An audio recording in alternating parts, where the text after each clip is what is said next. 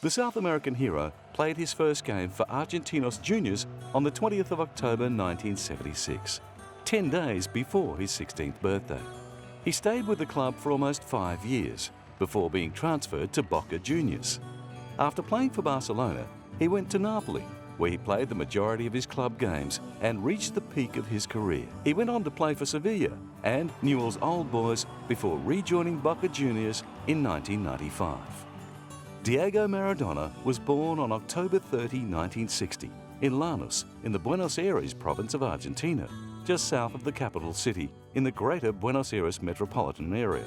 He was raised in Villa Fiorito, a shanty town on the southern outskirts of the city.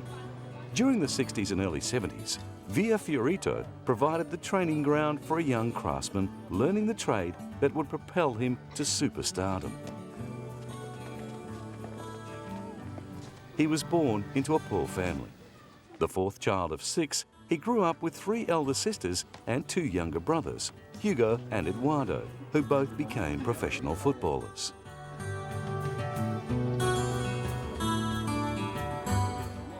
At the age of 10, Diego was spotted by a talent scout while playing for his local club and started playing for the Little Onions, the junior team of Argentinos Juniors.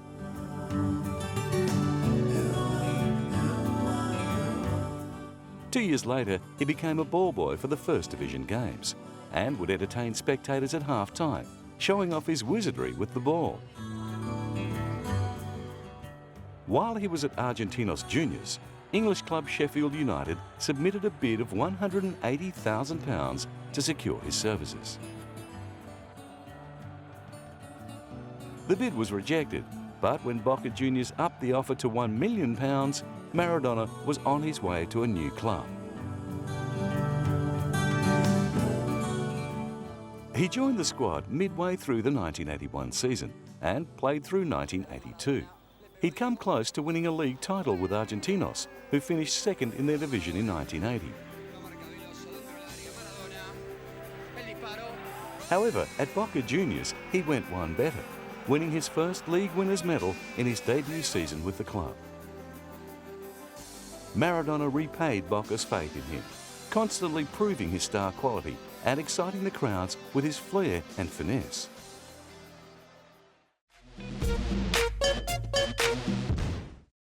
In his short stint at Boca Juniors, Diego Maradona couldn't put a foot wrong. He was selected to play for Argentina in the 1982 World Cup, which brought him to the attention of Spanish club Barcelona. They were so impressed with the young star that they bought him for a then world record fee of £5 million. He went on to help the club win the Copa del Rey, Spain's annual national cup competition, as well as the Spanish Super Cup, but it wasn't all good news at Barcelona. A bout of hepatitis and a broken leg threatened to put an end to his promising career, and Diego needed all his strength and determination to overcome the setbacks. Although he got his football career back on track, off the field he was getting into disputes with the team's directors. With no resolution in sight, Maradona demanded to be transferred out of Camp Nou in 1984. He was snapped up by Napoli in Italy's Serie A for another record fee of £6.9 million. It was here that Diego Maradona really began to catch light. He played a crucial role in delivering the club the most successful period in its history. 1986-1987 was to prove a landmark season for Napoli. They pulled off the double, winning the league title and the Coppa Italia in the same season. Maradona had already earned the adoration of the fans, but after helping make Napoli the first southern Italian team to win the league, he was elevated to the status of club icon, the hero they'd long been waiting for. Napoli placed second in the league the following year, during which Diego continued to dominate, becoming the league's top scorer. The 1988-89 season was to be another successful one. They were runners-up in the league and placed second in the Coppa Italia in 1989. The impressive season also produced a UEFA Cup victory, Napoli's first major European title. They defeated Juventus, Bayern Munich and PAOK on the way to the final. where they defeated VfB Stuttgart 5-4 on aggregate. Another Serie A title came with the 1989-1990 season, and they also claimed the Italian Super Cup in 1990. Unfortunately, however, the Maradona era was nearing its end. Rumours abounded that he'd started using drugs, and he failed a doping test by the Italian Football Federation, testing positive to cocaine. He was banned for 15 months. That marked the end of his reign at Napoli. He left the club in disgrace in 1992. He joined Spanish club Sevilla in 1992, but would never again repeat his previous form. Nor would Napoli win another Serie A title. As well as making a great name for himself at Napoli, some of Diego Maradona's finest moments were played out in the international arena. He made his debut for Argentina on the 27th of February 1977 at the age of 16 against Hungary. At 18, he starred in the World Youth Championship for Argentina before scoring his first senior international goal against Scotland on the 2nd of June 1979. Much to his disappointment, he was left out of the successful 1978 World Cup squad. However, after dominating the National League in the following seasons, the selectors could not deny him again. He played his first World Cup in 1982. Argentina lost their first match against Belgium. However, Maradona starred in the next match against Hungary, scoring twice in a convincing win. They also defeated El Salvador to progress to the second round, where they were defeated by Brazil and eventual winners Italy. Maradona captained the squad to victory at the 1986 World Cup. He was the team's driving force and was the most exciting and dominant player of the Cup. He played every minute of every game, scoring 5 goals and making 5 assists. It was his part in a 2-1 win over England, however, that made him a legend. In the quarter-final match, he scored both of his team's goals, one famous and one infamous. Replays showed he scored the first goal by striking the ball with his hand. The referees didn't notice, and the goal was allowed. It would forever become known as the Hand of God goal. The second goal, however, came to be remembered for very different reasons. Diego dribbled the ball past 6 English players, including the goalkeeper, to score the goal, which was later voted the FIFA Goal of the Century. Maradona also took part in the next 2 World Cup campaigns, during which Argentina failed to dominate. He ended up being sent home from the 1994 competition after testing positive to ephedrine. It marked the end of his illustrious international career and put paid to any hopes of another World Cup victory. Throughout his club and international career, he was revered as a god by the Argentinian fans. As his former teammates shaped up for the 2006 World Cup, he accepted a position as commentator for the Spanish television station Cuatro. After being presented to journalists at a press conference, he revealed his desire to one day coach the national team.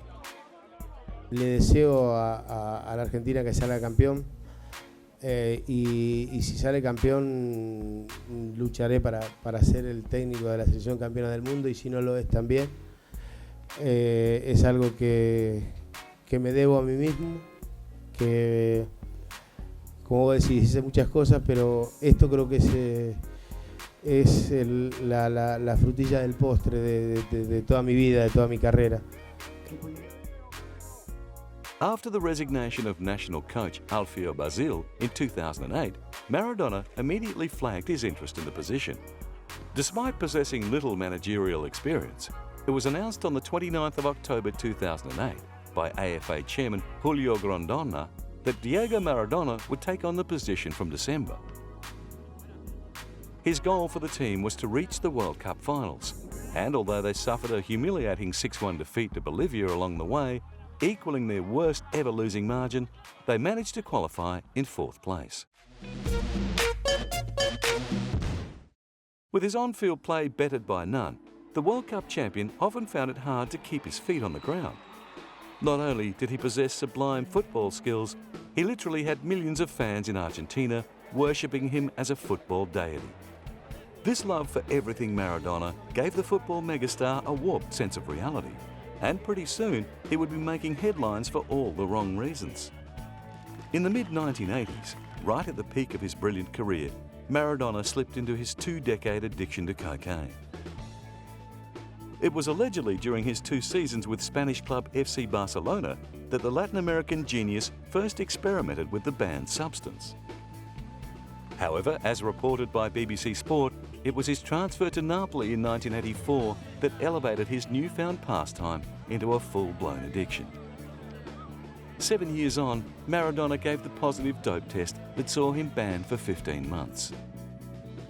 Sadly, he didn't learn his lesson, and in the 1994 World Cup, he was ejected from the tournament, his international career effectively over. However, not all his off-field exploits were controversial. On November 7, 1989, Maradona married longtime fiancée Claudia Villafañe at a ceremony held in Buenos Aires. Claudia and Diego had 2 children together, Dalma Nerea and Giannina Dinorah. Despite stating that Claudia was the love of his life in his autobiography, Maradona also revealed that he hadn't always been faithful to her. His commitment issues added to his lengthy drug addictions, and subsequent health problems led to the couple's divorce in 2004 after 15 years of marriage. They remain very good friends and have since been seen together in public on various occasions, including the 2006 FIFA World Cup. Politically, Argentina's greatest footballer has also found it hard to stay faithful. During the 90s, he openly supported the right-wing presidency of Carlos Menem. However, in more recent times, he has leaned more towards left-wing ideologies. Whilst receiving treatment in Cuba, his meeting with Cuban President Fidel Castro gave him the perfect opportunity to show off the tattoo of Fidel he has on his leg. The football legend also proudly revealed his tattoo of Ernesto Guevara. Although his marital problems and swinging political ties have raised concerns among his fans, since retiring from football, the biggest worry for his supporters has been their hero's health. Thanks to his drug addictions, Diego's weight ballooned at an alarming rate, resulting in some dramatic scares. During April of 2004, he was rushed to hospital after suffering a heart attack caused by a cocaine overdose. He was lucky to survive the ordeal, but after 5 days on a respirator, he was given the all clear. Clearly, one near-fatal incident wasn't enough to make him shake the habit. In March 2007, he was rushed to hospital a second time, sparking erroneous reports that he had died. Suffering from hepatitis and alcohol abuse, it seemed that Diego's lavish lifestyle had finally caught up with him. The doctors weren't optimistic. The state of Diego Armando Maradona's health is stable and is progressing. I wouldn't say in a very advanced manner, but well enough. He's been 5 days here, and we are hoping he's getting better. We love him very much. I adore him, and I travelled 1,400 kilometres to encourage Diego Armando Maradona. And I hope he recovers, because we are very worried. Upon his discharge from hospital, a court ruling initially confined Diego to the private park clinic in Buenos Aires. The decision was overturned 4 months later. On this day and date, a resolution has been passed which is not entirely firm yet, but which authorises the transfer of Diego Armando Maradona to a clinic located in Cuba.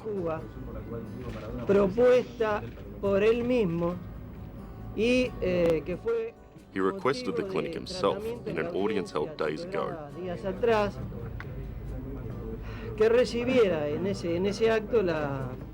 Which received the consent of his family members with the condition that there were certain guarantees.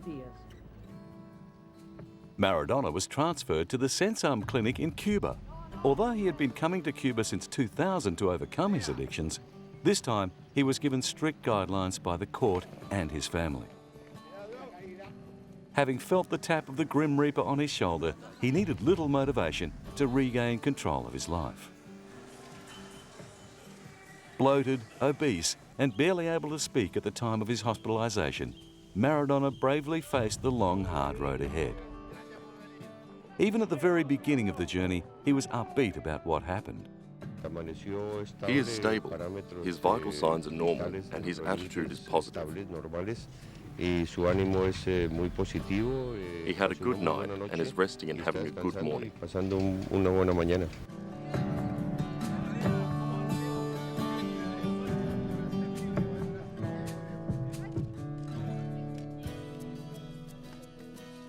Despite the amazing turnaround, Diego remained humble. I don't pretend to be an example for anybody. For me, it is enough to take it one day at a time. Right now, I'm on very good terms with my daughters, with my parents, my colleagues, and my friends. And that's all I can ask God for. God gave me a second chance, and I'm grasping this new opportunity.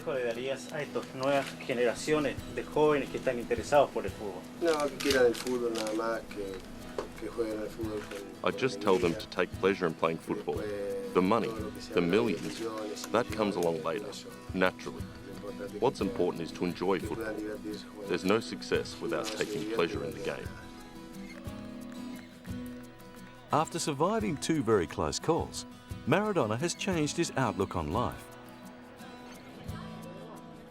His 2 decades of indulging in a rockstar lifestyle are behind him, and the Argentinian great is quite literally a shadow of his former self. As a coach of the national team, he now has the opportunity to give back to the game that gave him so much over his career.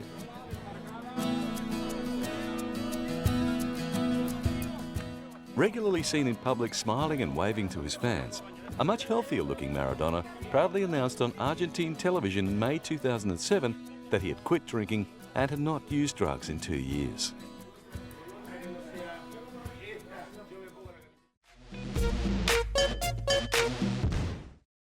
After retiring, Maradona was keen to contribute to the sport that had given him so much pleasure.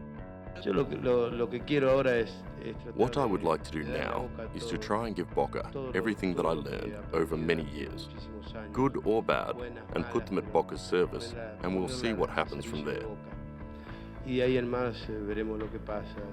Not only did he plough his knowledge into the sport, he also put in plenty of time through numerous charity events.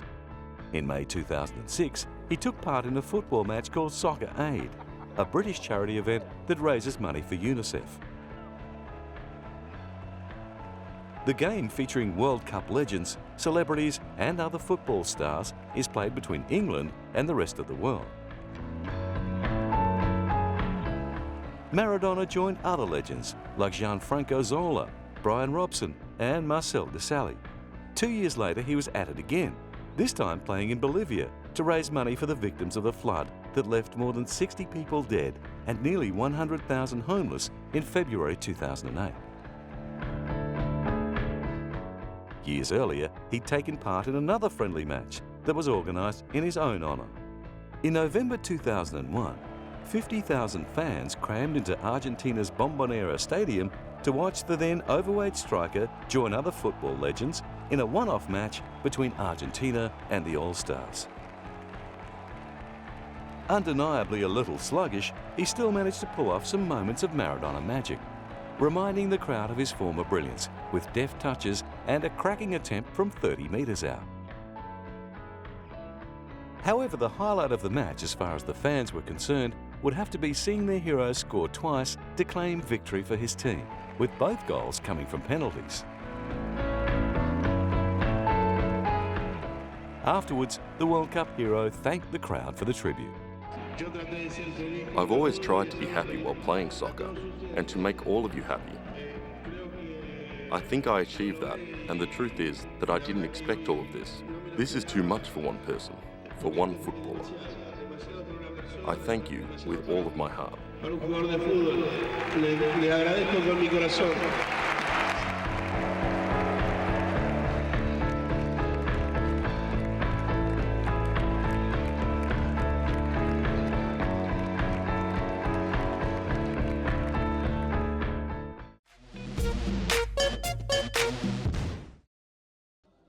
Maradona's global notoriety and amazing life story inspired Serbian filmmaker Emir Kusturica to create a documentary about the Argentinian. The film, entitled Maradona by Kusturica, explores every aspect of the footballer's life, including his struggles with drugs and alcohol, and his relationship with the devoted fans who worship him as their god. Kusturica believes it was a story that had to be told. And I think Maradona was going in different parts of his life through the different periods, and he stayed the best player ever on this planet. Nobody was playing better football, and I think nobody will play better football than Maradona.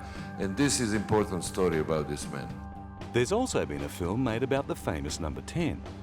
Titled El 10, in Spanish, the 10 use song and dance to chronicle the extraordinary life that Maradona has lived thus far, conveying the message that the actions of a single person can make a difference.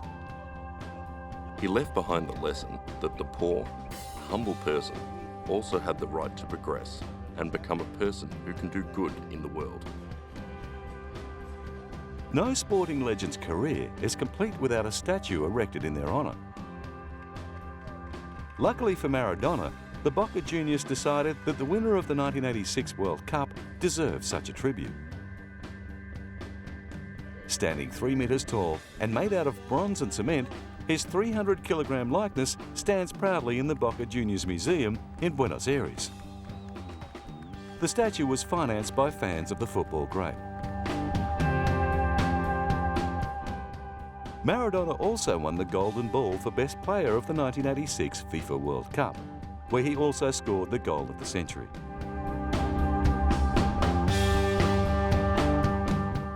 With so many devoted fans, it was only a matter of time before one obsessed supporter took his love for Maradona that one step further. And on his 38th birthday, the Church of Maradona was formed. We all knew he was the god. We had to start up a movement, and what better than a Church of Maradona? If we have the god, how do we congregate? As a church, that's the idea, to find a name for this, that in the world of soccer is the Church of Maradona. It is unprecedented, and we expect from now on it will continue to grow worldwide as it has been doing. The church boasts around 100,000 followers from over 60 countries. The Church of Maradona is more about loving football than praying. He makes magic. Compared to Roman time and nowadays in which popularity is projected through the football as a supreme sport on the planet, he is qualified to be a god. God or mortal, Maradona certainly brought with him a touch of the divine.